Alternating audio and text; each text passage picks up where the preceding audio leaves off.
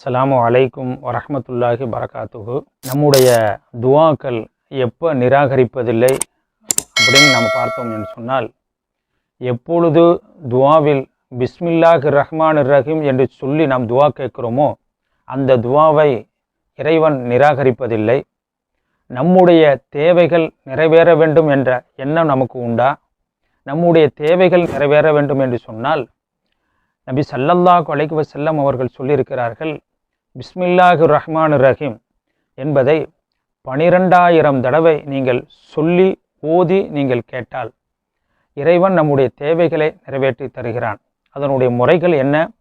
1000 தடவை பிஸ்மில்லாஹிர் ரஹ்மானிர் ரஹீம் என்று 1000 தடவை சொல்லி 2 ரக்காத்து தொழுது ஸலவாத்து சொல்லி துஆ கேட்டால், நம்முடைய தேவைகளை கேட்டால் இறைவன் நிறைவேற்றி தருகிறான். இப்படி 12,000 தடவை நாம் ஓதி 1000த்திற்கு ஒரு முறை நாம் 2 ரக்காத்து தொழுது ஸலவாத்து சொல்லி நாம் துஆ கேட்டால் இறைவன் நம்முடைய தேவைகளை நிறைவேற்றி வைக்கிறான் என்பதாக நபி ஸல்லல்லாஹு அலைஹி வஸல்லம் அவர்கள் சொல்லியிருக்கிறார்கள்.